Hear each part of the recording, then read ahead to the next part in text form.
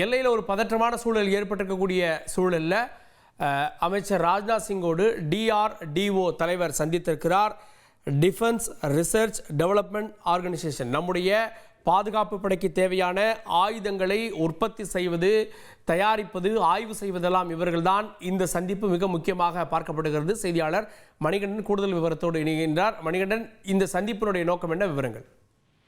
வணக்கம். இருநாட்டு எல்லையில ஒரு பதற்றமான சூழல் அதிகரித்திருக்கக்கூடிய இந்த நிலையில ராஜாங்க ரீதியிலான நடவடிக்கைகளுக்கு அரசு தயாராகி வருகிறது. அந்த அடிப்படையில பாதுகாப்புத்துறை அமைச்சர் முப்படை தளபதிகளை நேர்ல அழைத்து ஒரு முக்கிய ஆலோசனையை நடத்தியிருக்கிறார்.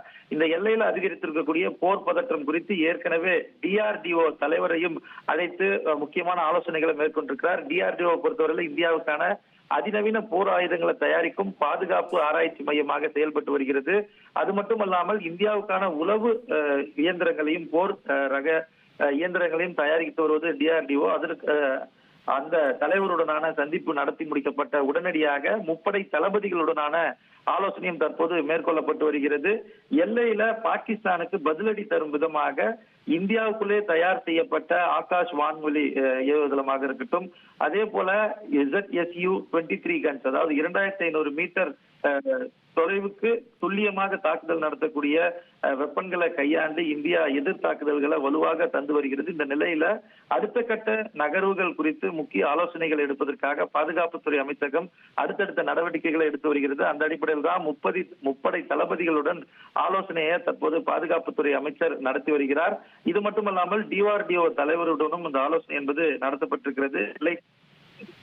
அது மட்டுமல்லாமல் பொதுமக்கள் இருக்கக்கூடிய இடங்கள்ல பொதுமக்களுக்கு பாதுகாப்பு அளிக்கப்படக்கூடிய நிலையிலும், அதே போல பொதுமக்களுக்கு பாதிப்பு ஏற்படாத வகையிலும் இந்த தாக்குதல் அமைவது உள்ளிட்ட பல்வேறு விஷயங்கள் குறித்து இந்த ஆலோசனையில பாதுகாப்புத்துறை அமைச்சர் ஈடுபட்டதாக தகவல்கள் கிடைத்திருக்கிறது.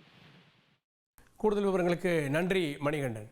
முப்படைகளினுடைய தலைமை தளபதி மற்றும் DRDO தலைவர் உள்ளிட்டோரோடு பாதுகாப்புத்துறை அமைச்சர் ராஜ்நாத் சிங் சந்தித்திருக்கிறார். முப்படைகள் என்னென்ன ஆயுதங்களை பயன்படுத்துது, அதற்கு என்னென்ன ஆயுதங்கள் தேவை அப்படின்றது DRDO மூலமாக தான் தயாரித்து கொடுக்கும். DRDOக்கு கீழே பல நிலைகளில் HCL மாதிரியான நிறுவனங்கள், ஆவடி டேங்க் தொழிற்சாலை உள்ளிட்டவையெல்லாம் இருக்கிறது.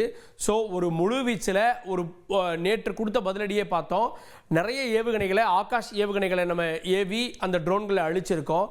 சிறிய ரக துப்பாக்கிகளை பயன்படுத்தியும் அழிச்சிருக்கோம். அதற்கு தேவையான குண்டுகள், அதற்கு தேவையான ஏவுகணைகள் உள்நாட்டிலேயே எதெல்லாம் தயாரிக்க முடியுமோ அதை DRDO திறம்பட செய்து வருகிறது.